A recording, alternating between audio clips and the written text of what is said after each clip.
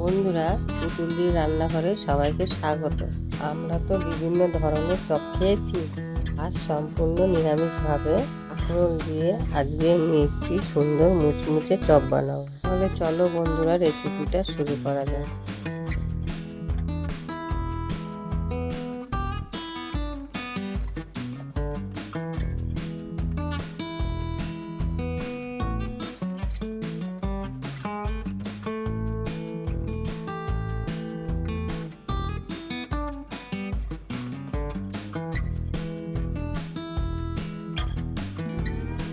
এখানে কাঁকরোল নিয়েছি 300 গ্রাম, আর রাঙালু নিয়েছি 250 গ্রাম।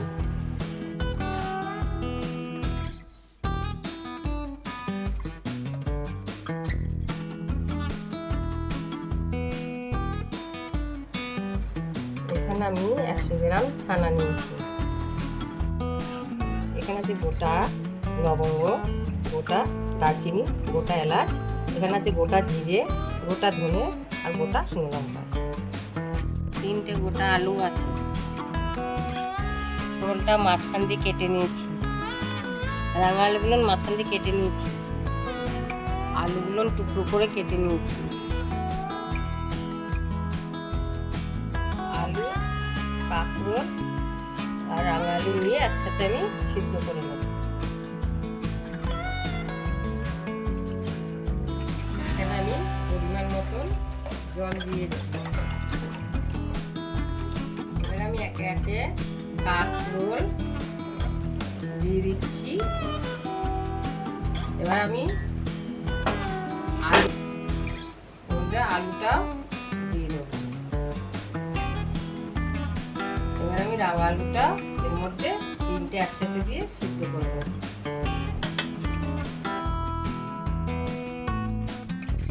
দেখো বন্ধুরা, সুন্দর একটু সিদ্ধ হয়ে গেছে। কিন্তু আরেকটু হবে, তাহলে আমি আরেকটু চাপা দিয়ে এটা একটু সিদ্ধ করে নিচ্ছি।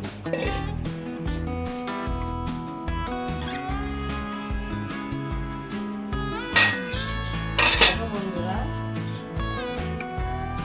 দেখো এটা আমার সিদ্ধ হয়ে গেছে। 5 থেকে 6 মিনিট আমি এটা ফুটিয়ে নিয়েছি। এটা আমার হয়ে গেছে। এটা আমি এবার নামিয়ে নেব।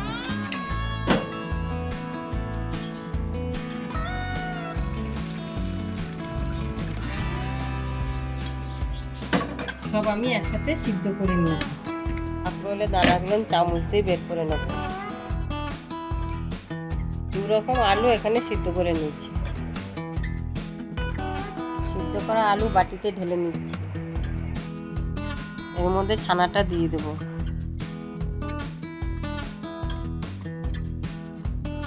স্বাদ মতন নুন, পরিমাণ মতন হলুদ, স্বাদ মতন চিনি,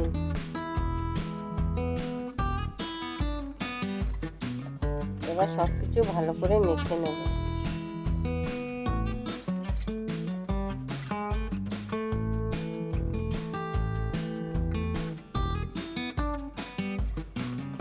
কড়া গরম করে গোটা গরম মশলা, গোটা জিরে, গোটা লঙ্কা একটু কড়াতে নেড়ে নেব।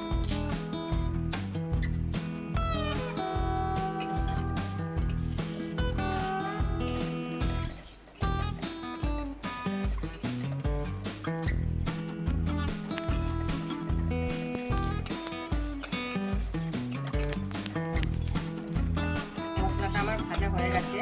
এবার আমি নামিয়ে নেব। মশলাটা এবার আমি নামিয়ে নেব। গোটা গরম মশলা, গোটা ধনে, গোটা লঙ্কা, গোটা জিরে এগুলো আমি গুঁড়ো করে নেব। ভাজা মশলাটা গুঁড়ো করে নিয়েছি। এখানে আমি 100 বেসন নিয়েছি। একটা বাটিতে আমি বেসনটা ঢেলে নিচ্ছি। পরিমাণ মতন নুন, পরিমাণ মতন হলুদ গুঁড়ো, পরিমাণ মতন লঙ্কা গুঁড়ো, সামান্য কালো জিরে, স্বাদ মতন চিনি। এবারে এটা আমি জল দিয়ে মেখে নেব। এটা মিডিয়াম মানে মাখতে হবে।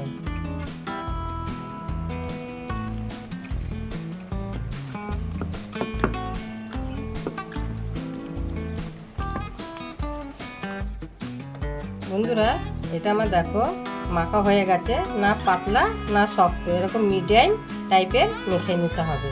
তাহলে কি আমার পুরটা দিই তার উপর দিতে সুবিধা হবে।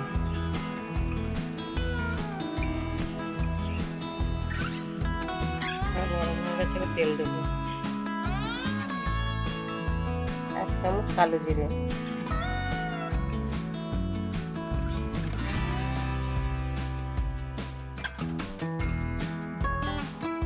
আলু ছানা মাখাটা দিয়ে দেবো।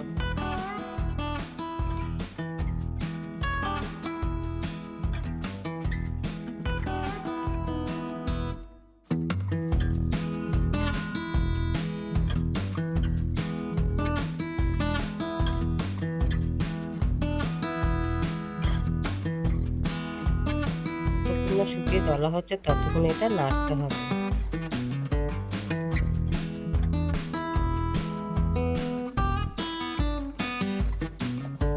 ভেজে রাখা গুঁড়ো মশলাটা দিয়ে দেবো।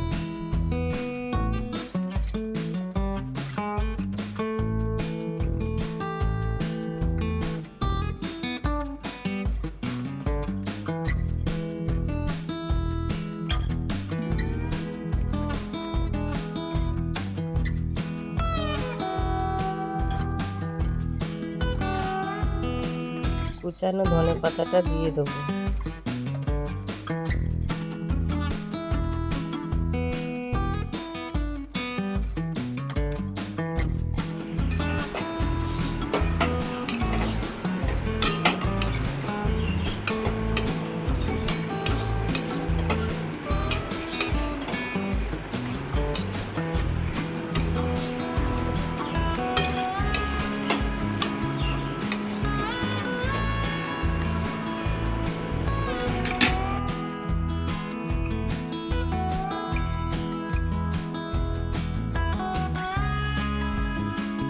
পুরটা হয়ে গেছে, এবার নামিয়ে নেব।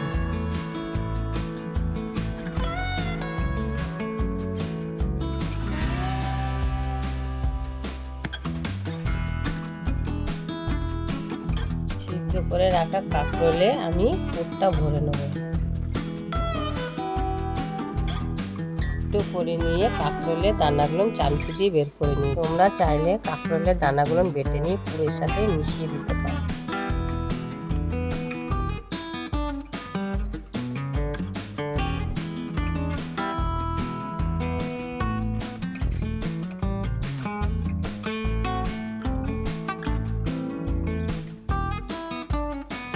পুর ভরা হয়ে গেছে, এবার আমি উপর দিয়ে বেসন দিয়ে তেলে ভেজে নেব। বেসনটা আমি 10 মিনিট মেখে রেখেছি। মেখে রাখা বেসনটা কাঁকরোলের পুরের উপর দিয়ে দেবো।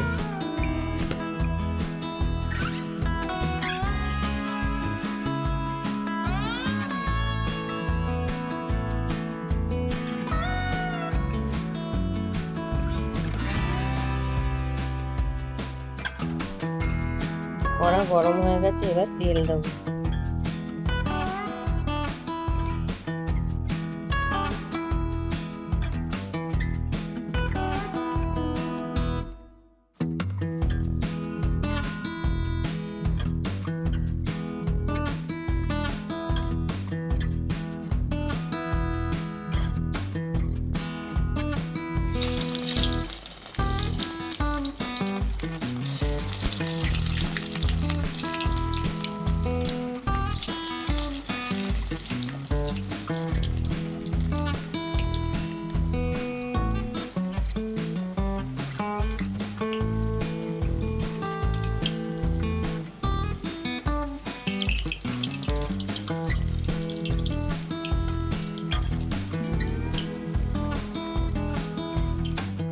এক পিঠ ভাজা হয়েছে, এক পিঠ উল্টে দেবো।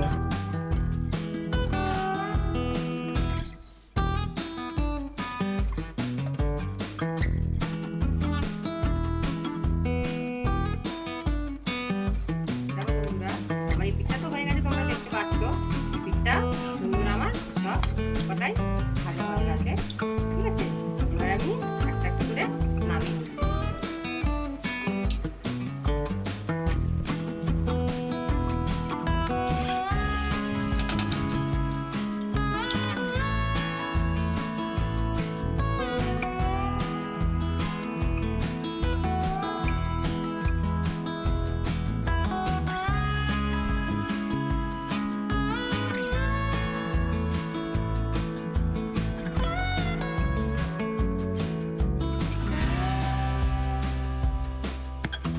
ভিডিওটা যদি তোমাদের সকলের ভালো লাগে তাহলে বেশি বেশি লাইক, শেয়ার ও কমেন্ট করো।